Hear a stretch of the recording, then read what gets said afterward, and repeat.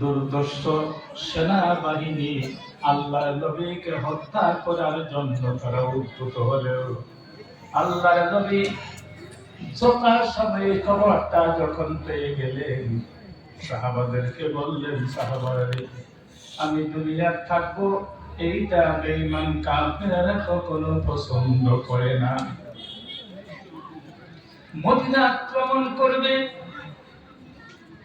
তোমরা কি তার কথা দিতে পারবে? সাহাবারা মনে মনে ভাবলেন, আমরা মাত্র কয়েক হাজার সৈন্য, তারা শুনলাম 10,000 সৈন্য সামন্ত। কেমন ভাবে এইটার প্রতিরোধ করা হবে?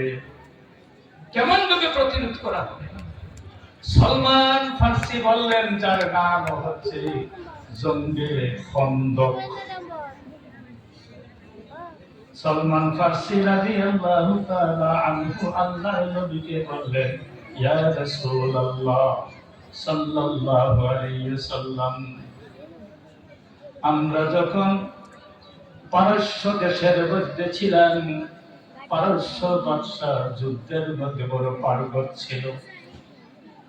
আমরা দেখেছি যখন বিশাল বড় সৈন্য বাহিনীর সম্মুখীন হয়েছে, তখন শহরের চতুর্দিক বিরাট বড় গাঁথা করেছে, খন্দক খনন করেছে, গাঁথা খনন করেছে।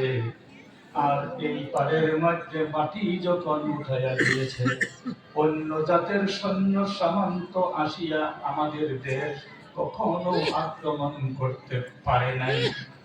এই শিক্ষাটা আমার আছে হুজুর। আপনি যদি বলুন মদিনার ডাহিনে বামে বিশাল বড় বড় পাহাড় পর্বত, আর পিছন দিকে থেকে বিশাল বড় খেজুরের উদ্যান, সামনের দিকে মাত্র কিছু রাস্তা আছে হুজুর। এই রাস্তাটা যদি আমরা বিশাল বড় একটি গাঁথা করে যদি আমরা খন্দক করে দিতে পারি, আর এই মাটিটা যদি পাড়ের মধ্যে আনিয়া দিতে পারি, হুজুর গো, আমার মনে হয় এই বিশাল বড় সৈন্য সামন্ত আমাদেরকে কখনো আক্রমণ করতে পারবে না। যেরকম সুবহানাল্লাহ। হুজুরের এই কথাটা অত্যন্ত পছন্দনীয় হয়ে গেল। মাত্র 2.5 বস্তা পুরানা খেজুর, 2,500 সাহাবী, 2.5 বস্তা খেজুর, একটা করে খেজুর 2 জনে খাইতো, 3 জনে খাইতো, 4 জনে খাইতো, এক পল একজনে খাইতো, আরেকজনকে দান করত। ওই জনে খাইয়া আরেকজনের হাতে যখন দিত, 4-5 জনে একটা খেজুর খাইয়া মাত্র 1 ঘুট পানি খাইয়া জীবন কোন রকম ধারণ করে এই গাঁথা ক্ষুধা আরম্ভ করে দিয়েছে। জোরে বলুন সুবহানাল্লাহ। খুঁড়তে খুঁড়তে প্রায় 15 হাত ভার, 10 গজ গহীর।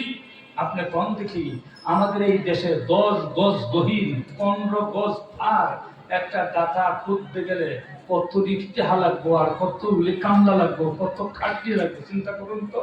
আর ওই রয়েছে পাথরের দেশ, হ্যাঁ পাথরের দেশ, বিশাল বড় দেশ, পাথরের দেশ। ওখানে এই ক্ষুধা আরম্ভ করে দিলেন। আল্লাহর নবী এমন ভাবে তিনি